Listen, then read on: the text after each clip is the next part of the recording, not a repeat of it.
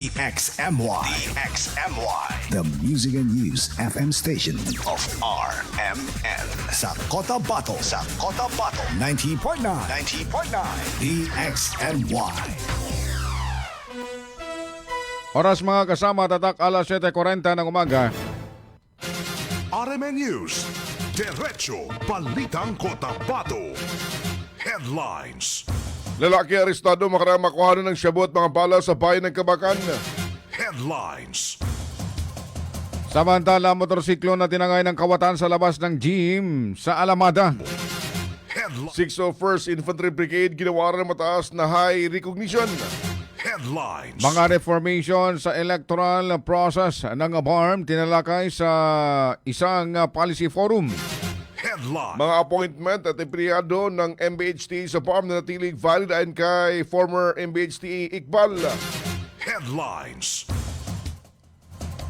Former MBHT Minister Iqbal nananawagan ng mas sa malawak na pagsusuri sa pondo ng mga BARM agencies. Headlines. Attorney Gianni naman pinuna ang pahayag ng isang pahayag ni Attorney Baidon Dinanggalin na dumaan sa konsultasyon ng IBP ang katayuan ng bagong talagang Chief Minister ng BARM. Headlines. Feebox nagdagdag ng monitoring stations matapos ang 7.8 na lindol na tumama sa Sarangani. RMN News, Diretso Balitang Cotabato. Makasama sa detalye ng ating mga balita, ako si Radyoman Erwin Kabilbigan. At Radyoman Ebs Abang. RMN News, Diretso Balitang Cotabato. Formal nang nasampahan ng Police Station number 3 ng kaso sa City Prosecutor's Office ang dalawang drug personality makarang masakote sa bypass operation Kamakalawa. Sa progress report ng PNP, ang mga akusadong sina Alvin Impong at Badruddin Ismail ay positibo sa paggamit illegal na droga at tunay na shabu na kumpiska sa kanila. RMN. Ang mga ito ay maharap sa paglabag sa Section 5 o pagbebenta at Section 50 naman, Article 2 ng RA 9165 o Comprehensive Dangerous Drug Act of 2022 o 2002. RMN News, Diretso Balitang Cotabato. Inaresto naman mga kasama ng mga otoridad ang isang lalaki matapos makumpiska ng ininalang illegal na droga at aparil sa inilatag na search warrant operation sa Sitio Lumayog, Barangay Kayaga, Kabakan North, Cotabato. Kinilala ang suspect na si alias Sami na target sa operasyon na pinanguna naman ng mga operatiba ng Philippine Drug Enforcement Agency. 20 pakete ng shabu ang nakumpiska sa bayan ng suspect kabilang ang mga non-drug paraphernalia. Bukod sa droga, na-recover din ng mga otoridad ang isang M14 rifle, mga magazine at mga bala. RMN News, Diretso Balitang Cotabato. Headline. Iba pang balita, tinangay naman ng kawataan noong nakaparadang motorsiklo sa tapat ng municipal gym sa bayan ng Alamada, North Cotabato alas 10 ng umaga kahapon. Ayon sa may-ari ng isang Badja motorcycle na may plakang M262 FX na nakaparada lamang sa labas ng gunsali habang abala siyang nagkakabit ng gutter. Subalit sa unang kanyang balikan ng motorsiklo, natuklas itong wala na sa lugar kung saan ito nakaparada. Dahil dito humingi siya ng tulong sa publiko para makapagbigay impormasyon sa maaring kinaroroonan ng kanyang sasakyan. RMN News, Diretso Balitang Cotabato. Oras mga kasama, 7:44 ng umaga. Sa ibang panig naman ng mga balita, nilinaw sa DXMY ni former MBHT Minister Mohagir Iqbal na hindi totoo ang mga payag na walang appointment ang ilang empleyado sa nasabing ministry ng Bangsamoro Autonomous Region in Muslim Mindanao. Ayon sa kanya, mga kasama, mayroon na mahigit 7,000 appointment na naiproseso at naipagkaloob sa ilalim ng iba't ibang tanggapan at ahensya sa rehiyon.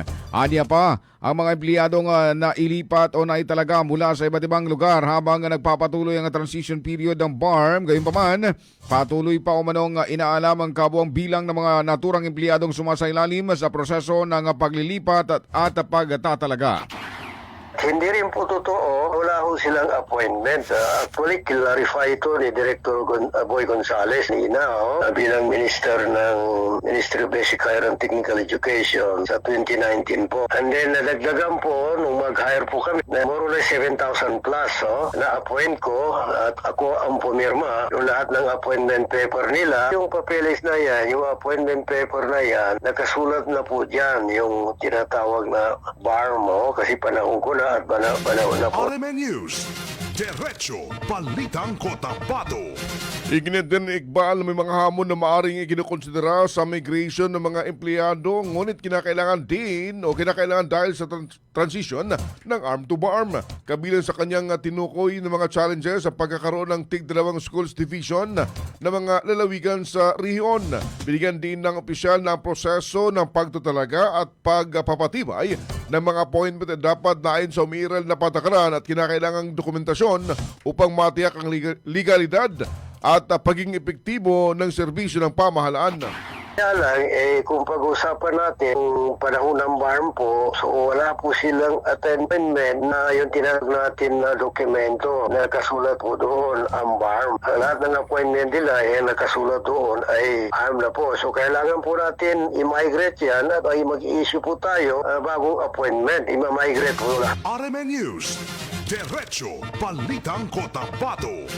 Alas 7:46 ng umaga mga kasama, kinumpirma ni Member of Parliament Mohagueric Baal ang inilabas na Central Committee ng Moro Islamic Liberation Front na Memorandum Order No. 013, Series of 2026 na may petsang June 10, 2026. Ika-24 naman sa Julhijjah sa taong 1447 Hijri na naglalayong muling buuin ng peace implementing mechanisms ng MRF. May mga kondisyon ng BF Central Committee na kung lilipat ang partido ang isang membro na may hinawakang posisyon ay otomatiko itong matatanggal.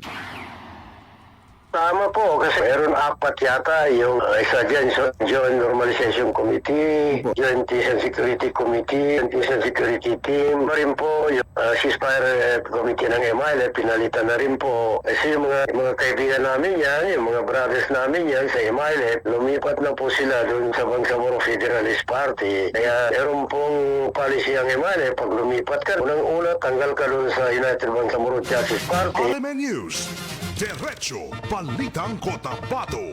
Sinabi rin ni Iqbal na nakasaad sa Memorandum Order ang mga tungkulin, responsibilidad at reporting mechanism na muling binuong peace implementing bodies upang higit na mapalakas ang koordinasyon, pananagutan at kahandaan sa pagtugon sa pagpapatupad ng mga kasunduang pangkapayapaan at camp transformation initiatives. Kung himayin aniya, ito ay pagpapalakas ng ugnayan at takbo ng Moro Islamic Liberation Front sa supin ng peace process na ayon pa sa kanya ay matagal-tagal na rin hindi na ipagpapatuloy matapos isuspende dahil hanggang ngayon wala pa rin panel chairman ang GPH. Pero almost 1 year o sobra ng 1 year, halos wala ng pag-uusap ng official sa pagitan ng gobyerno sa MILF Kasi unang pansamantala, tinigil po namin. Tinigil din po namin pansamantala yung pag-uusap sa gobyerno ng Pilipinas. Kasama po yung mga peace mechanism dahil wala pong panel ang gobyerno ng Pilipinas. Wala. RMN News, Diretso Balitang Cotabato. Oras mga kasama, 7:49 na po ng umaga, pino na. News, Diretso Balitang Cotabato. Pino na ni former Cotabato City Mayor Attorney Frances Cynthia Giani ang naging payag ni Attorney Baydona Dilanggale na umano'y sinangayunan o dumaan sa konsultasyon ng Integrated Bar of the Philippines o IBP Cotabato City and Maguindanao Chapter ang lehitimong katayuan ni Abdul Rauf Magagawa bilang Barm Interim Chief Minister matapos itong suspendin ng MILF Central Committee dahil sa mga paglabag ng opisyal sa kanilang kilusan. Ayon kay Attorney Giani, isa lamang itong kuro-kuro ni Atty. Dilanggalen at hindi ito itinuturing na posisyon ng mga miyembro ng IBP dahil walang resolusyong pinagtibay sa usapin ng pagsuspende kay ICM Magagawa bilang Chief of Staff ng BF-MILF. Binigyan din ni Giani na may karapatan ng bawat miyembro ng IBP local chapter na magpayag ng opinyon o pagpuna sa mga ganitong usapin dahil hindi maaaring idadawit ang samahan na maaaring sisira sa kanilang reputasyon na hindi dumadaan sa konsultasyon. RMN News, Diretso Balitang Cotabato. Sa dagdag pa mga balita, naging sentro ng talakayan sa isang electoral reform forum sa Bangsamoro Autonomous Region ng mga issue na political dynasty, korupsyon at responsibility sa pamahalaan. Pinagsama-sama ng forum ang mga opisyal ng pamahalaan, election stakeholders at civil society group upang pag-usapan ang mga hakbang para sa mas matatag na at inklusibong demokratikong proseso. Sa pagpupulong tinilakay ng mga posibleng reforma upang mapahusay ang integridad ng halalan, mapalakas ang partisipasyon ng mamamayan at mapanatili ang transparency at moral governance. RMN News.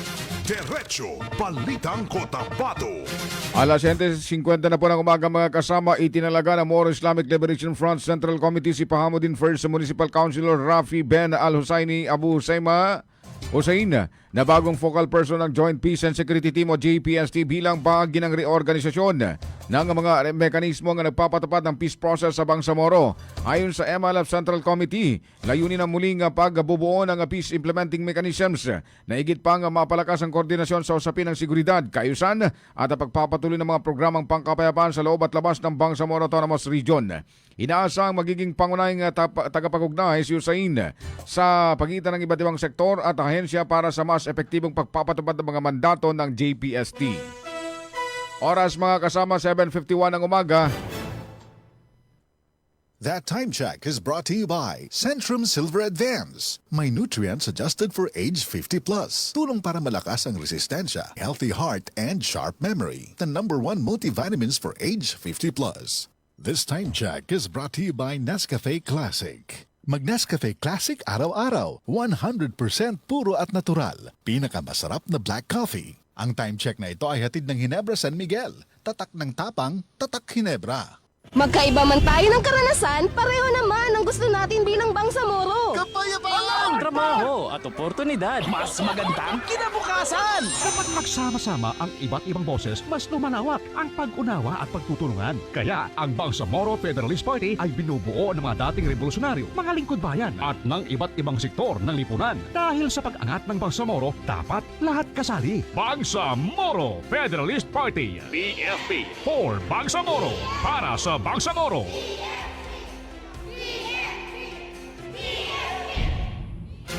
RMN News.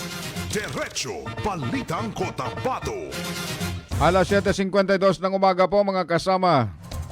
Sa dagdag pa rin mga balita, nagpalawak ang PHIVOLCS ng kanilang earthquake monitoring network sa Mindanao matapos ang magnitude 7.8 na lindol na yumanig sa Sarangani noong June 8. Mahalaga ang monitoring station ng PHIVOLCS dahil nagbibigay Na nagre-record ng lindol, yan po yung mga permanente. Pero dahil po magkaroon ng lindol dito sa Southern Mindanao o dito malapit sa Glan o Sarangani area, naglagay din po tayo ng mga temporary monitoring stations po doon sa mga yung lugar. RMN News. Diretso Balitang Cotabato. Wala nang banta ng tsunami ayon pa kay Papiona. Aniya, wala nang dapat ipangamba ang mga residente na malapit sa mga baybayin hinggil sa posibleng tsunami matapos ang malakas na lindol kamakailan. Ang hindi pagbabalik ng tubig dagat sa ilang bahagi ng baybayin ay maaaring sanhi ng pagtaas ng lupa, coastal uplift matapos ang lindol. Iba po na natatakot pa kasi dahil umatras yung tubig at hindi pa bumabalik dahil baka magka-tsunami pa. Tapos na po yung tsunami natin na wala na po tayong threat ng tsunami. RMN News. Diretso Balitang Cotabato. Ginawaran naman ng 601st Infantry Brigade ng institutionalized status sa ilalim ng Army Governance Pathway. Isang prestiyosong pagkilala ng Philippine Army para sa mga unit na nagpakita ng mahusay na pamamahala, matatag na sistema at epektibong pagpapatupad ng mga reforma sa organisasyon. Iginawad ng parangal ni Lieutenant General Antonio Navarrete, Commanding General ng Philippine Army, bilang pagkilala sa patuloy na pagsunod sa mga layunin ng Army Transformation Roadmap. RMN News. Diretso Balitang Cotabato. Mahigit 70 na tauhan naman ng mga ayensyang nagpapatupad ng batas ang sinana ng Ministry of Public Order and Safety ng Bangsamoro Government sa Community and Service-Oriented Policing o CSOP upang higit pang mapagtibay ang ugnayan ng pulisya at komunidad at mapahusay ang ligtasan at seguridad ng publiko sa buong rehiyon. Isinagawang 3 araw na pagsasanay sa Cotabato City sa pakikipagtulungan ng National Police Commission o NAPOLCOM. Dinaluhan ito ng mga tauhan na mula sa Philippine National Police, Cotabato City Police Office, Maguindanao del Norte Police Provincial Office at mga himpilan ng pulisya mula naman sa mga munisipalidad ng Special Geographic Area. Ayon kay MPOS sa Home Affairs Service Director 2 Ferdowsi Ali, mahalagang mabigyan ng sapat na kaalaman at kasanayan sa pakikipag-ugnayan sa komunidad ng mga tagapagtupad ng batas upang maisulong ang kapayapaan, kaayusan at kaligtasan ng publiko sa buong rehiyon ng Bangsamoro. RMN News, Diretso Balitang Kota Bato. At panghuli sa ating balita, target na ma-validate at mairehistro sa isasagawang PhilSys o National ID Validation ng Registration ng Ministry of Social Services and Development ang 1,000 indigent senior citizen at beneficiaries ng social pension sa Pagalungan, Maguindanao del Sur. Sa kasalukuyan, nasa 528 beneficiaries mula sa 12 barangay ng Pagalungan ang na-validate at nairehistro bilang bahagi ng pagpapalakas ng tamang pagkakakilanlan at integridad ng datos ng programa. Sa sinagawang validation, masusing sinuri ang mga pangunahing detalye tulad ng pangalan, petsa ng kapanganakan at tirahan batay sa national ID ng bawat beneficiary. RMN News, Diretso Balitang Kota Bato. At sumunyo mga kasamang kalipunan ng ating balitaan. Today is Friday, 19 sa buwan ng Hunyo 2026, Radyo Manebs. RMN News, Diretso Magandang umaga sa ating mga viewers. Mads sa Sumangka, si Abdullah Uyag. Good morning din kay Noel Mueco sa Tria Amulan, Kamsa. Good morning. Good morning. Wag ko kayong alis mga kasama dahil susunod na po yung programang Suara sa Kalusugan. Kalusugan Suara 2.0. Kalusugan. No, yun, tama Oo. pala. Sa ngalan po ng mga partners natin sa News Center, Radyo 1 Daisy Mao at Radyo 1 Jul Di Mapalaw sa Technical, Radyo 1 Danilo Malaran sa digital na Radyo 1 Ricardo Eric Madamba Jr. Kami na kasama Radyo 1 Eb Sabang At Radyo Man Erwin Kabilbigan, Tatak Armen. RMN News, Diretso Balitang Kota Bato.